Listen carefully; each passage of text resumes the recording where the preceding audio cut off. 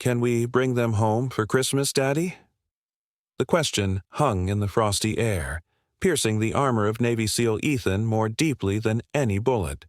Since losing his wife, he had buried his heart in duty, leaving his daughter, Sarah, in the cold shadow of his mother's pristine, joyless mansion. He knew bringing 3 abandoned German shepherds into that sanctuary of silence was forbidden, a disruption his mother would never allow. But looking into Sarah's hopeful eyes, he realized the real battle wasn't overseas. It was fighting for the warmth his family had lost. This story explores how healing arrives on 4 paws to melt even the coldest grief. Please subscribe to our channel to witness this Christmas miracle unfold. The December wind bit through the layers of wool and synthetic fibers, carrying the sharp scent of pine and impending snow across the deserted walkways of Central Park, where the festive lights seemed to shiver against the encroaching darkness of a silent, frozen Christmas Eve. Ethan Hunt, a man carved from granite and regret, adjusted his collar against the chill, his boots crunching softly on the frost-hardened path.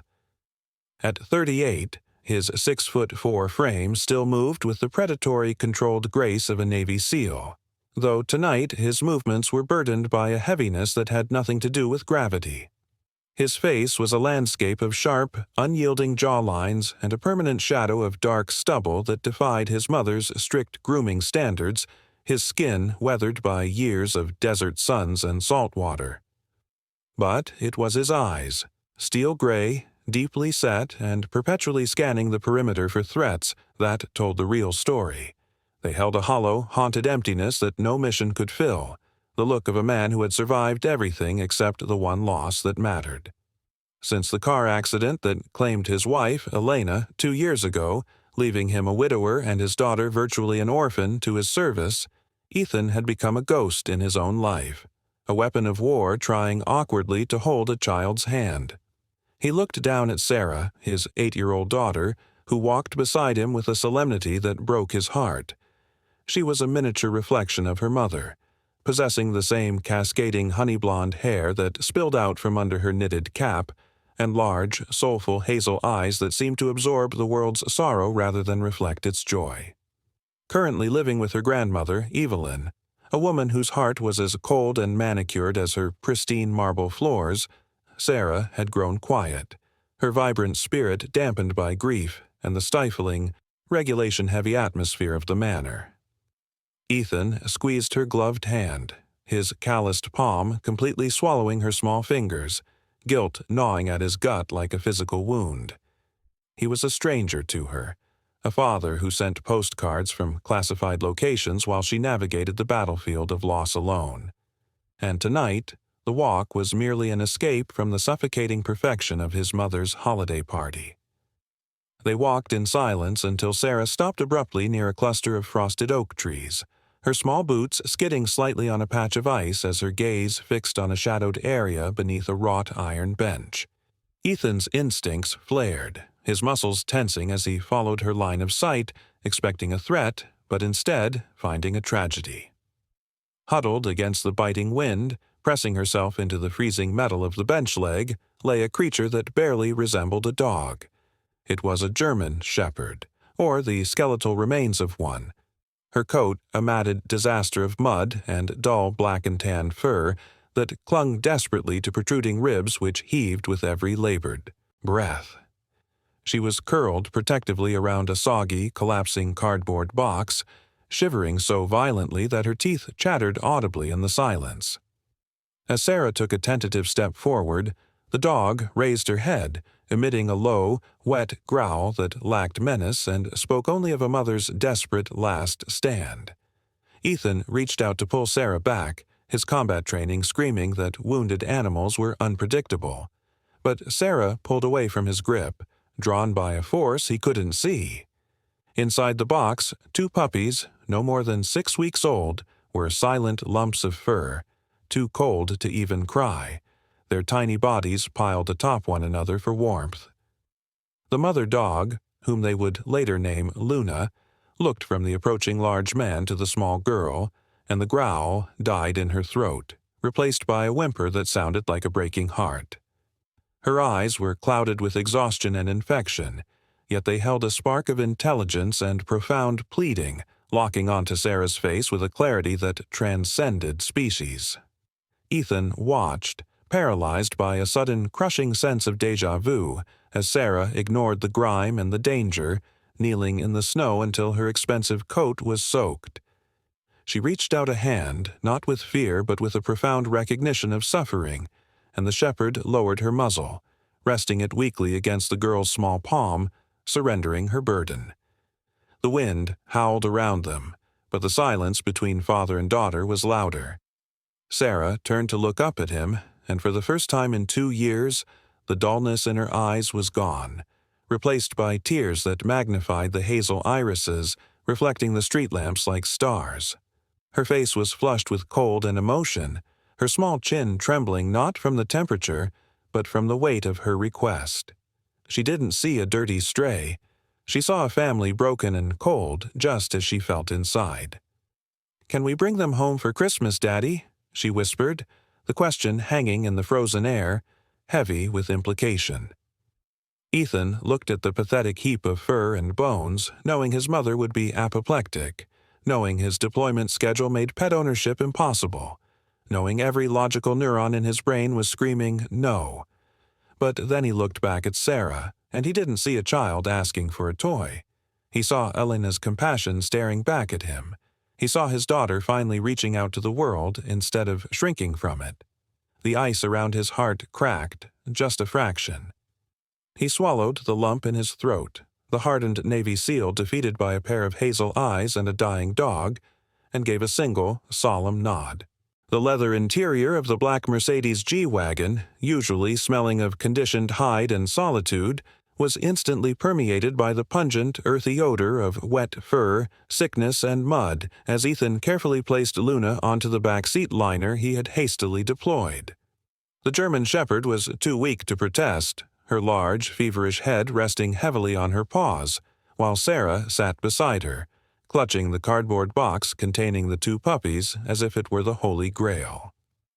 Ethan climbed into the driver's seat, his expensive cashmere coat, a gift from his mother, now smeared with grease and grime from the park bench, a stark violation of the pristine standards usually upheld in the Hunt family. He drove with a controlled urgency, his knuckles white on the steering wheel, navigating the slick, snow-covered roads toward the imposing wrought-iron gates of the Hunt Manor. The estate loomed out of the darkness like a fortress of judgment, its windows glowing with a cold, golden light that offered illumination but no warmth. As the heavy oak front doors swung open before the engine had even fully cut out, Evelyn Hunt stood framed in the entryway, a silhouette of rigid disapproval against the festive wreath behind her. At 65, Evelyn was a woman who waged war against chaos with the weapons of etiquette and hygiene. She was tall and painfully thin, her posture as unyielding as a steel rod, with hair the color of polished pewter pulled back into a severe chignon that dared a single strand to escape. She wore a midnight blue silk gown that cost more than most people's cars, her neck draped in pearls that felt like a choke chain to anyone who had to live under her roof. Her face, still striking but hardened by years of maintaining appearances, twisted into a mask of sheer horror as she watched her son lift a filthy, dripping animal from his luxury vehicle. "Ethan James Hunt." Her voice cracked through the icy air like a whip, bypassing pleasantries entirely.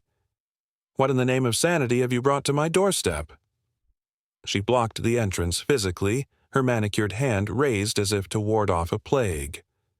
Ethan walked up the steps, carrying Luna in his arms, an exertion that strained even his formidable biceps given the dog's dead weight, while Sarah trailed behind, shivering.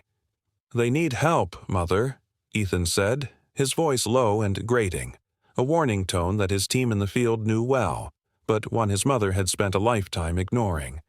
"They were freezing to death in the park." Evelyn didn't step aside.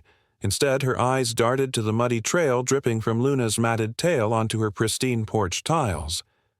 "It is diseased," she hissed, her lip curling in revulsion. "Look at it, Ethan. It's infested.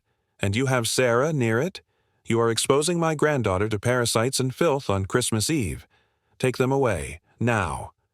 Sarah stepped forward, her small voice trembling. "Grandma, please, the babies are cold."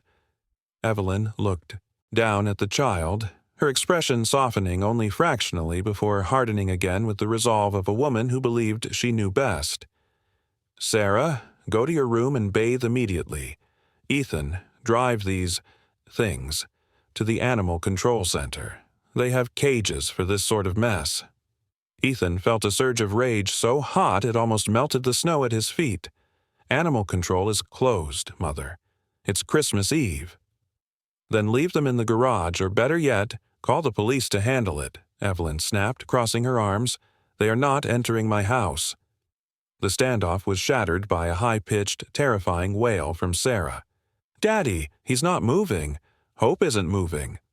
The little girl had opened the box to check on the puppies, and the smaller of the two, a tiny black fluff ball they had tentatively named Hope, was limp in her hands, his head lolling back sickeningly.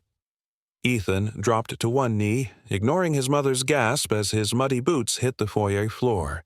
He placed 2 fingers against the puppy's chest.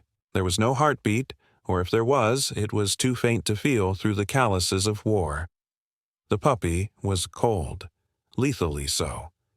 "He's dying," Sarah sobbed, hyperventilating, her face burying into Ethan's dirty coat.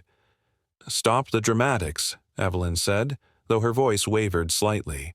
"It's nature, Sarah. Don't look at it." That was the breaking point. The soldier in Ethan snapped into command mode. He scooped the puppy from Sarah, tucked it into his coat against his own body heat, and grabbed the box with the other puppy, Faith. "Get back in the truck, Sarah," he ordered, his voice leaving no room for argument. He didn't even look at his mother as he turned around, abandoning Luna momentarily on the heated porch rug to rush the critical puppy to safety. "If you touch that dog while I'm gone," he threw over his shoulder at Evelyn, his voice deadly quiet, "we will have a conversation you won't forget." He slammed the car door, leaving Evelyn standing in the cold, stunned by the defiance she hadn't seen since he enlisted at 18.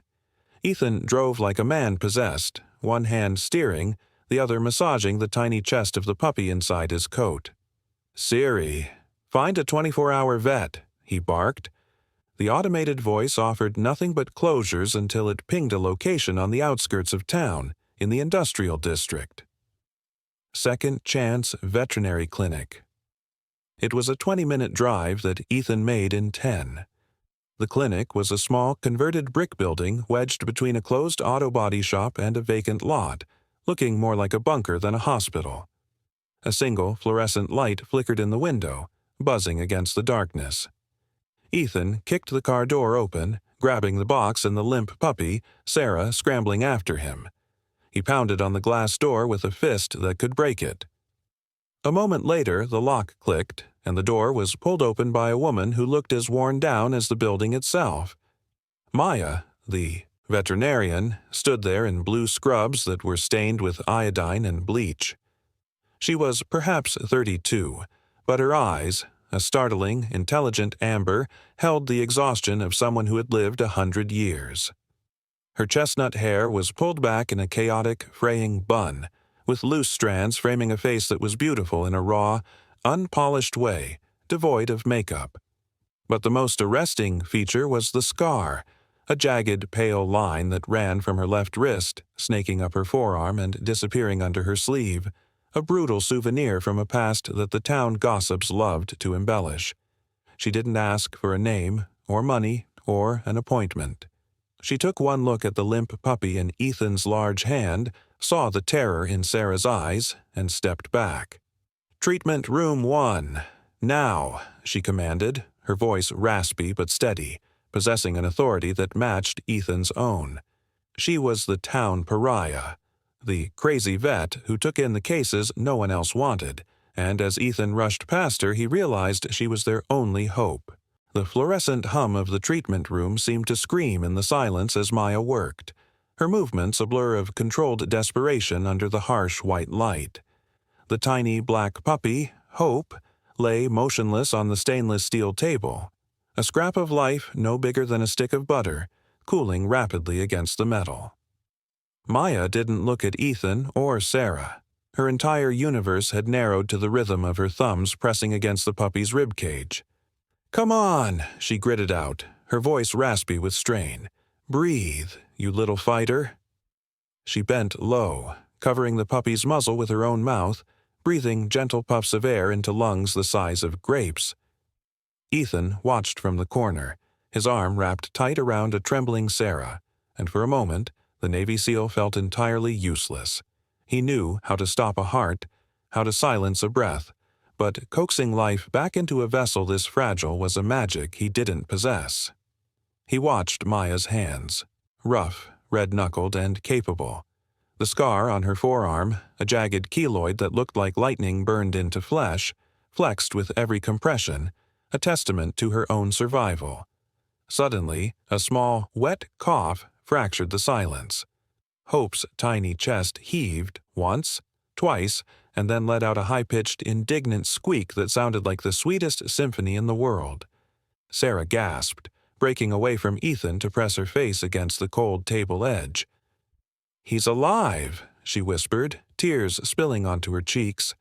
Maya slumped slightly, exhaling a breath she seemed to have been holding for years, and for a split second, the defensive wall she built around herself crumbled, revealing a smile so genuine and radiant it transformed her tired face into something breathtaking.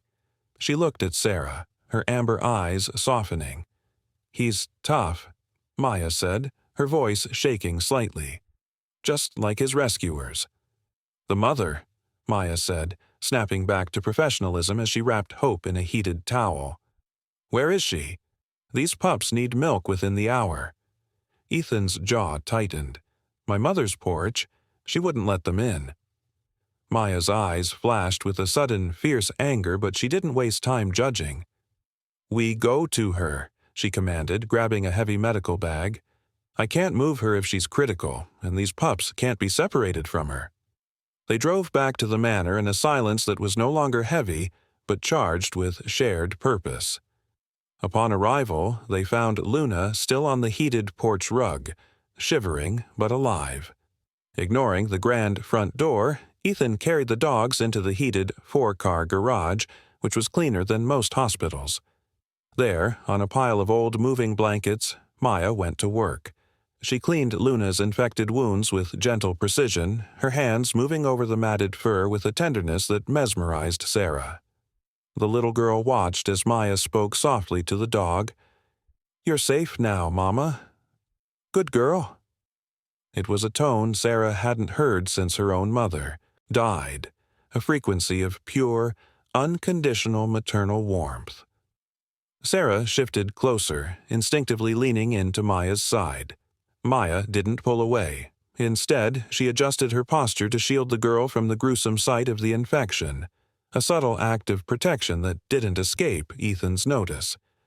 When the medical crisis had passed, and Luna was nursing her pups with a rhythmic, contented sound, the reality of the holiday settled in.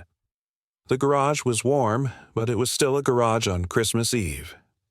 Ethan looked at Maya, who was packing her kit, her shoulders slumped with fatigue, the adrenaline fading to leave her looking small and lonely in her stained scrubs.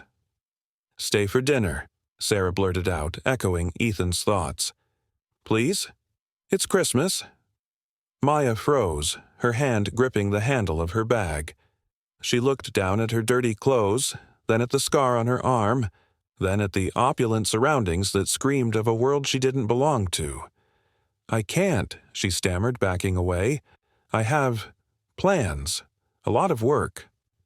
Ethan stepped forward, blocking her path not with intimidation, but with presence. He was a specialist in reading human behavior, and he saw the lie in her eyes. He saw the empty apartment, the microwave meal, the silence waiting for her. "You have nowhere to be, Maya," Ethan said softly, his voice deep and rumbling. "And neither do we, really. Not in spirit."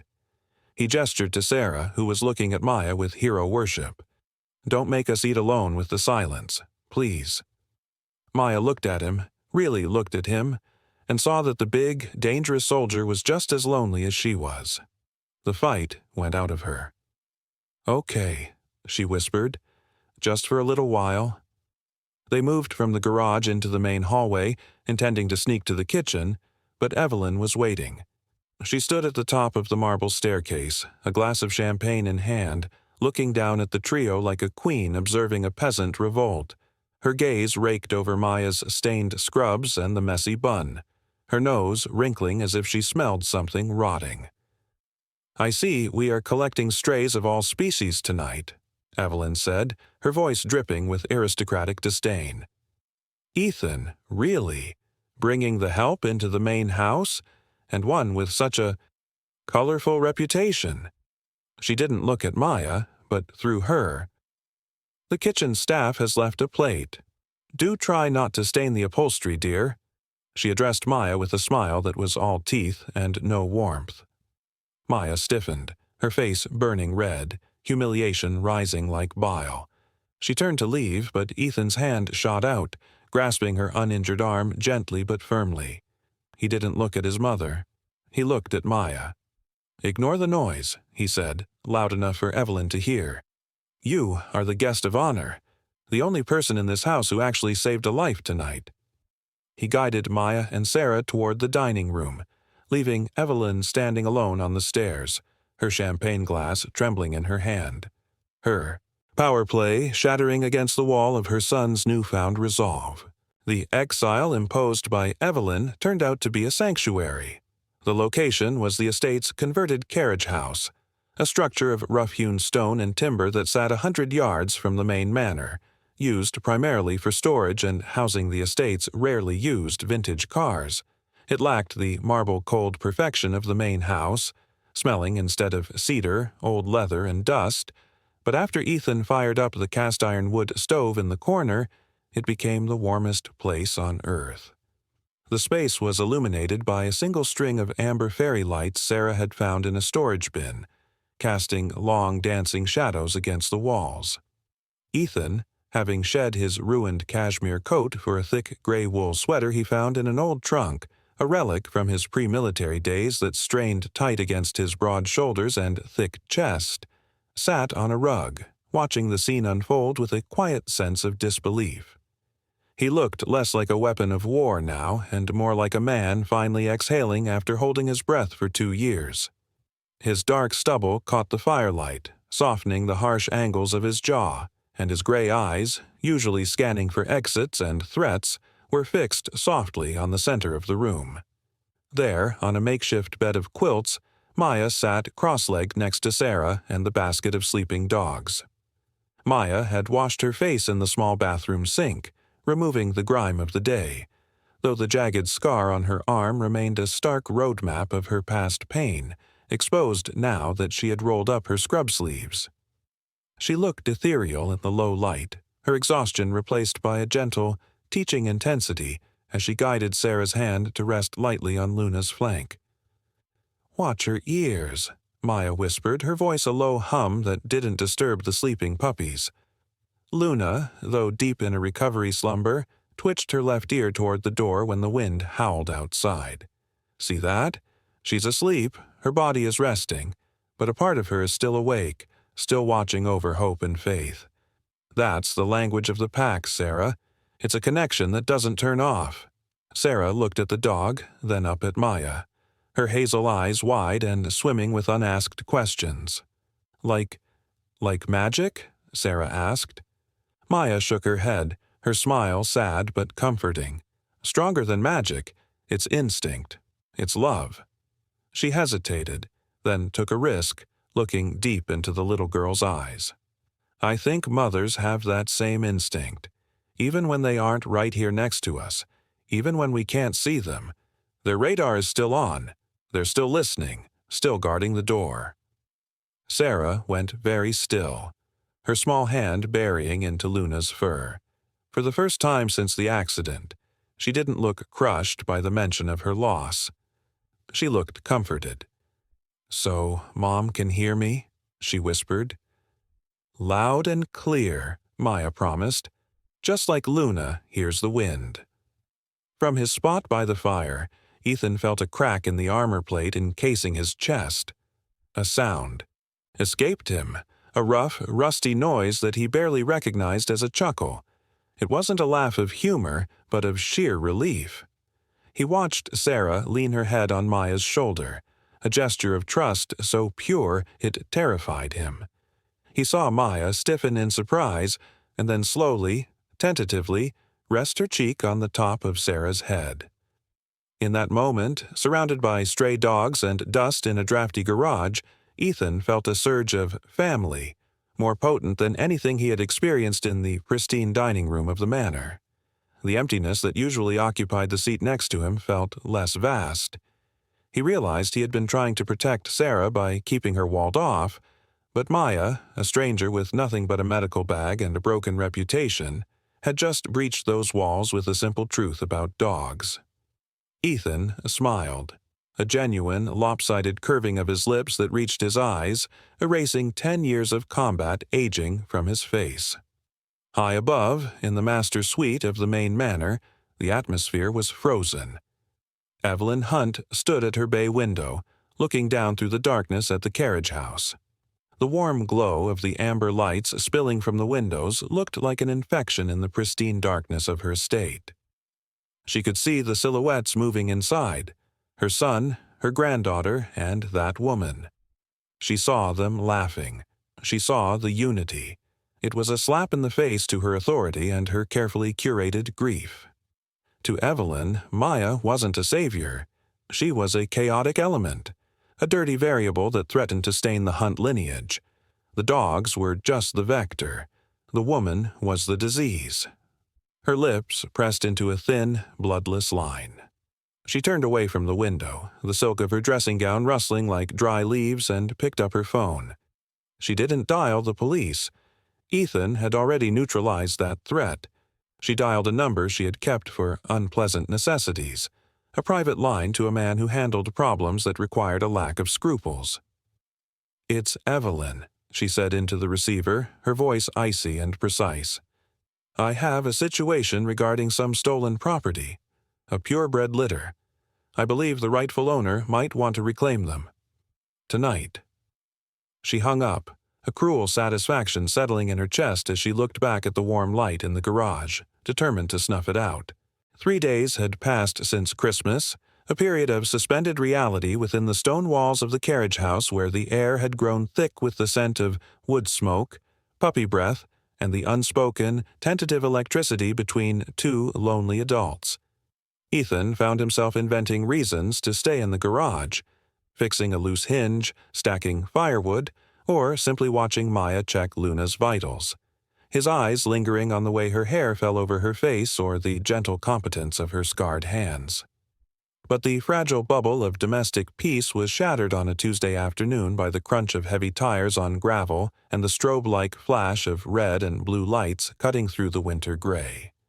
Ethan stood up from the floor where he had been helping Sarah play with the puppies, his instincts shifting instantly from father to soldier as the garage door was pounded with a fist heavy enough to rattle the hinges.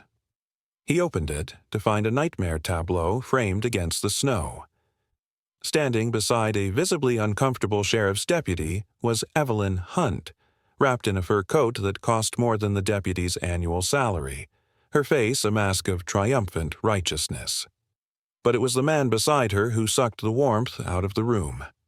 Brock Halloway was a towering slab of a man, standing 6'3" with a gut that strained the buttons of his greasy flannel jacket, exuding a miasma of stale tobacco, unwashed skin, and the distinct coppery smell of old blood.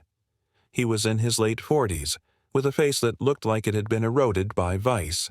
His skin was pockmarked and ruddy, covered in a patchy, coarse beard that failed to hide a weak, cruel chin.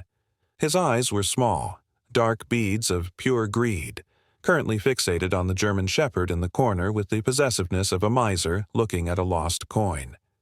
This was a man who saw living things only as inventory, a backyard breeder known in the county's darker circles for churning out puppies until the mothers broke, then discarding the equipment. "That's her," Brock grunted, his voice sounding like gravel in a blender. He pointed a thick, dirt-encrusted finger at Luna. "That's my property, stolen right out of my yard." The deputy, a young man named Miller who looked like he wanted to be anywhere else, cleared his throat. "Mr. Hunt, this gentleman claims you are in possession of his breeding stock. He has papers." Ethan stepped onto the threshold, his body blocking the view inside, his stance relaxed but ready. "We found this dog freezing to death in a park, officer. She was abandoned." "She got out," Brock lied smoothly, a smirk tugging at his chapped lips. "I've been looking everywhere. That's a purebred working-line shepherd, worth $3,000 easy. And the pups—" He leaned to the side, trying to peer around Ethan, his eyes gleaming with calculation. "Well, now that they're cleaned up and alive, they're mine too." Evelyn stepped forward, her voice crisp and devoid of emotion. "Ethan, stop this foolishness. Mr. Halloway contacted me regarding his missing property. I simply did my civic duty. Return the animals so we can restore order to this estate and remove—" She paused, her eyes flicking to Maya with disdain. "Unwanted squatters." Maya had moved to the front of the makeshift pen, placing her body between the dogs and the door. Her face was pale, her hands trembling not from cold, but from a terrifying recognition. "I know you," she whispered, her voice gaining strength. "You're Halloway. I treated 3 parvo cases from your kennel last year. You didn't pay, and you told me to just kill him to save money." Brock's eyes narrowed and he let out a harsh, barking laugh. "Oh, look who it is, the butcher of Oak Creek." He turned to Ethan, his expression mocking. "You let this psycho near your kid? Everyone knows why she got fired from the city clinic. She doesn't save animals, pal. She kills them when she gets sad. That scar on her arm? She did it to herself for attention after she botched a surgery on a champion racer." It was a lie, a twisted distortion of the car accident that had ended her surgical career, but it was delivered with such confident venom that it hung in the air like poison. Maya flinched as if struck, curling in on herself, the shame of the public rumors burning her cheeks. "That's not true," she choked out, but her voice was small against his booming accusation. "Enough." Ethan's voice was a low rumble, dangerous and final. "Get off my land." But Brock, emboldened by Evelyn's presence and the law on his side, pushed past the deputy. "Not without my moneymakers," he snarled. He stepped into the garage, his heavy boots leaving muddy tracks on the clean floor. He reached for Luna, who snarled, too weak to attack. Suddenly, Sarah darted forward.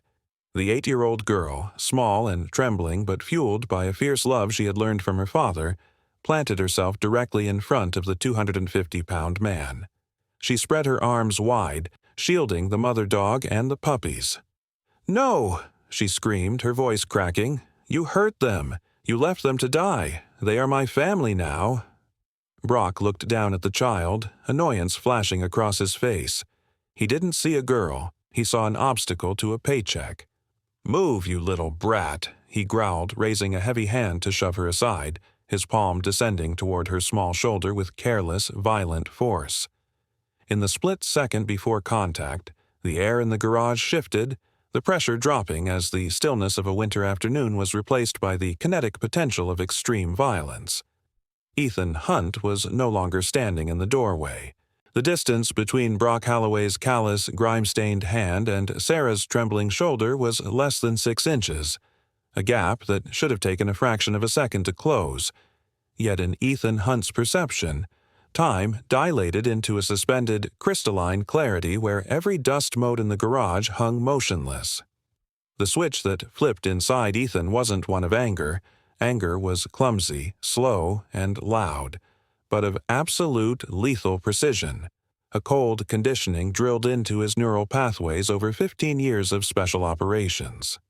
Before Sarah could even blink, and certainly before Brock's synapses could register the blur of motion from the doorway, Ethan had crossed the 10 feet separating them. He didn't shout. He didn't wind up. He simply materialized. His left hand shot out, intercepting Brock's wrist with the clamping force of a hydraulic press, halting the downward momentum instantly. In the same fluid motion, Ethan stepped into the larger man's personal space, using Brock's own center of gravity against him. There was a sickening pop as Ethan applied torque to the wrist joint, followed by a rush of air as he swept Brock's legs out from under him. The 300-pound breeder hit the concrete floor with a bone-rattling thud that shook the tools on the walls, the air leaving his lungs in a wheezing, agonizing gasp. Ethan didn't stop. He dropped his knee onto Brock's chest, pinning him with effortless dominance, his face inches from the man's panic-stricken eyes. The transformation was terrifying. The weary father was gone, replaced by a predator who viewed the man beneath him not as a human, but as a neutralized threat. "You made a mistake," Ethan whispered, the volume low but the intensity resonant enough to silence the room. "You thought you were dealing with a suburban dad. You aren't." He applied a fraction more pressure to the twisted wrist, eliciting a high-pitched whimper from the bully. Ethan looked up, his steel-gray eyes sweeping over the stunned Deputy Miller and landing squarely on his mother, Evelyn, whose face had gone the color of old parchment. "Let's be very clear," Ethan announced, his voice steady and devoid of tremors. "Anyone who touches my daughter, or anything she loves, is my enemy, and I do not leave enemies standing." He released Brock's wrist with a shove of disgust and stood up, smoothing his sweater as if he had merely brushed off some lint. Brock scrambled backward, clutching his arm, his bluster completely evaporated, replaced by the sniveling fear of a man who had never faced a real fight. "He assaulted me," Brock screamed at the deputy, spit flying. "Arrest him. That's assault." Ethan ignored him, turning instead to Maya. "Show the deputy the evidence, Maya. All of it." Maya, shaking off her own shock, stepped forward with a newfound steel in her spine. She wasn't the butcher anymore. She was a witness. She knelt beside Luna, who was growling softly at Brock. "Deputy Miller," Maya said, her voice clear. "Look at the scarring on her hind legs. These are crate sores, deep tissue damage from being confined in a box too small for her to stand for months. Look at the teeth, ground down from chewing on wire." She pulled a small notebook from her pocket. "And I documented the puppies. They were hypothermic and malnourished. This isn't lost property, officer. This is felony animal cruelty and abandonment. In this state, that forfeits ownership immediately." Deputy Miller, who had grown up with dogs and had been looking for a reason to dislike the greasy man beside him, nodded grimly. He looked at the terrified Sarah, the resolute Ethan, and the undeniable evidence on the dog's body. "Mr. Halloway," Miller said, reaching for his handcuffs, "you're under arrest for assault on a minor and animal cruelty, and I'm going to recommend a full audit of your kennel." As the cuffs clicked onto Brock's wrists, the man shouted obscenities, but his eyes avoided Ethan's. The squad car drove away, the red and blue lights fading into the gray afternoon, leaving a heavy silence in the garage. Evelyn Hunt stood by the door, clutching her fur coat, looking suddenly old and diminished. She had played her hand, calling in a brute to do her dirty work, and she had lost spectacularly. Ethan turned to her, his posture relaxing but his expression hardening into something final. "You called him," Ethan stated. It wasn't a question. "You invited a violent criminal into our home to terrorize your granddaughter, just to maintain your standard of cleanliness." Evelyn stiffened, trying to summon her usual haughtiness. "I did what was necessary to restore order, Ethan. You are not thinking clearly. You are emotional."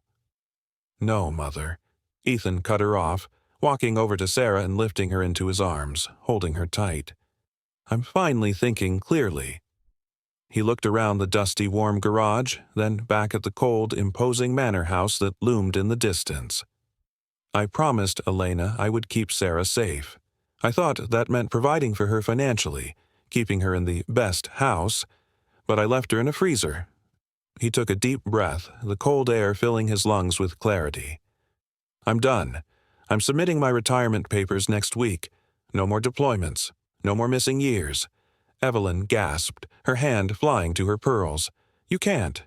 Your career, The honor of the family. The honor of this family is right here, Ethan said, looking at Sarah, then at Maya, and finally at the dogs. We're leaving, Mother. We're going to find a home where warmth isn't forbidden. Sarah needs a father, not a soldier, and she definitely doesn't need this. He turned his back on her, closing the garage door, shutting out the cold and the woman who represented it. The wheel of time had turned, grinding away the sharp edges of grief and leaving behind the polished stones of memory.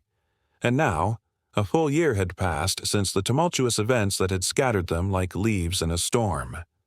The setting was no longer the imposing, frost-bitten grandeur of Grandmother Evelyn's mansion, with its echoing halls and shadows that stretched too long, but a cabin of rough-hewn pine nestled near the tree line of the whispering forest, a place where the air smelled of wood smoke and dried sage rather than old velvet and silence.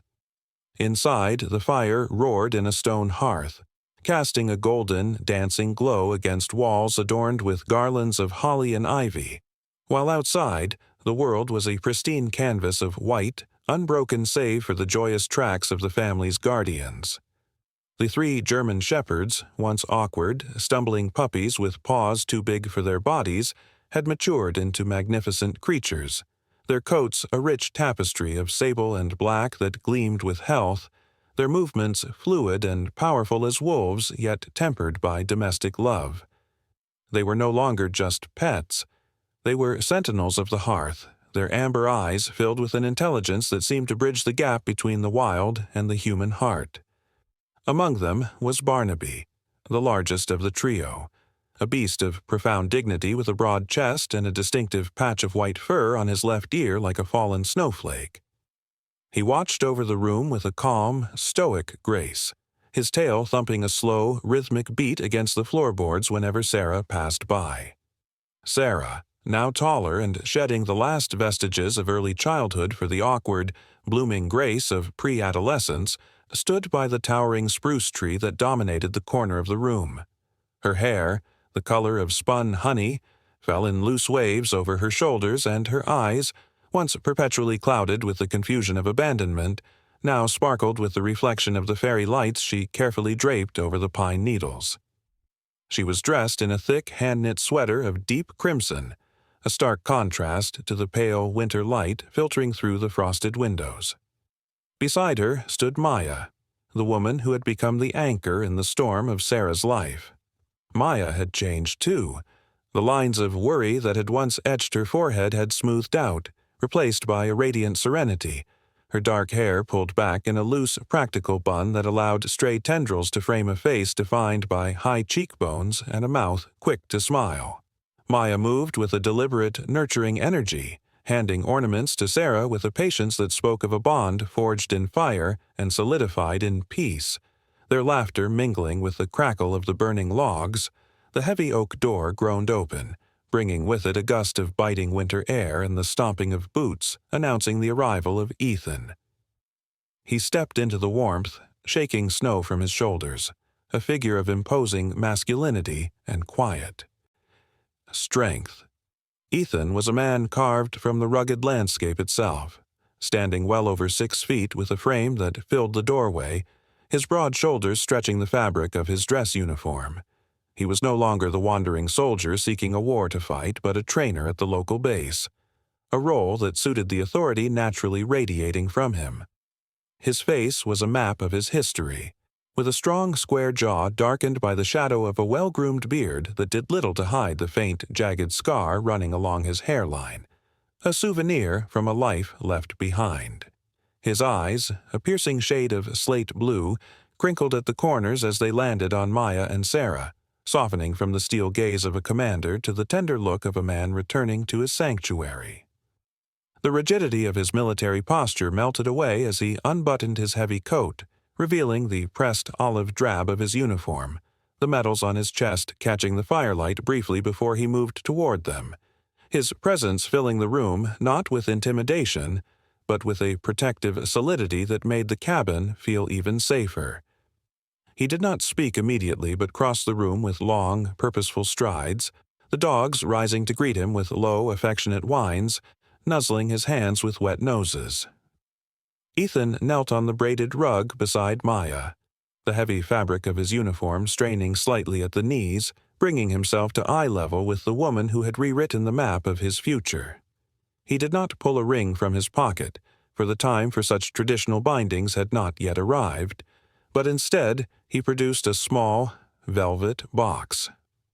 With hands that had held rifles and steered convoys, he opened it with infinite delicacy to reveal a silver necklace, simple yet profound in its craftsmanship. Suspended from the chain was a pendant engraved with 3 names interlaced like vines: Ethan, Maya, Sarah, and in the center, a deeply etched paw print acknowledging the silent, 4-legged architects of their reunion. Maya's breath hitched, her hand flying to her mouth as tears pricked her eyes, the firelight catching the shimmer of the silver as Ethan fastened it around her neck, his fingers brushing the nape of her neck with a reverence that spoke louder than any vow. "A circle," he murmured, his voice a deep baritone that rumbled in his chest, unbroken, "for the family we chose and the family that chose us." The emotion in the room was thick, a tangible tapestry of gratitude and love, but the moment belonged to the heavens as much as the earth. Sarah, feeling the weight of the joy in the room, slipped quietly away from the warmth of the fire and opened the back door, stepping out onto the porch where the cold bit at her cheeks.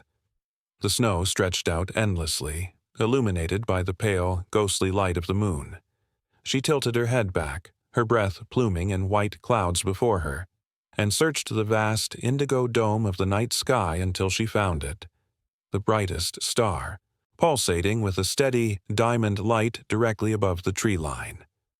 It felt close enough to touch, a beacon watching over the cabin, the dogs, and the new life they had stitched together from the remnants of the old. Sarah closed her eyes, clutching the edge of her sweater, and whispered into the silence of the winter night, her voice carrying a weight of maturity beyond her years. "Mom," she breathed, the word a tiny prayer of release. "We brought them home. We're all home now." Inside, the dogs barked happily, a chorus of belonging that rose up to meet the stars, sealing the promise that love, once lost, had been found again in the most unexpected of hearts. The journey of Ethan, Maya, and Sarah serves as a gentle reminder that miracles are rarely announced with thunder. Instead, they often arrive on 4 silent paws, orchestrated by a hand far greater than our own. It is a testament to the profound truth that God does not leave us to navigate our winters alone, but sends us companions to warm the hearth of our souls and guide us back to love. As you walk through the chapters of your own daily life, keep your heart open to these quiet, divine interventions, for even the smallest act of kindness can be a reflection of His grace. We invite you to help spread this light by sharing this video with someone who needs hope, subscribing to our community, and leaving your own stories of redemption in the comments below. May the Lord watch over your path, filling your home with peace and your days with His enduring love.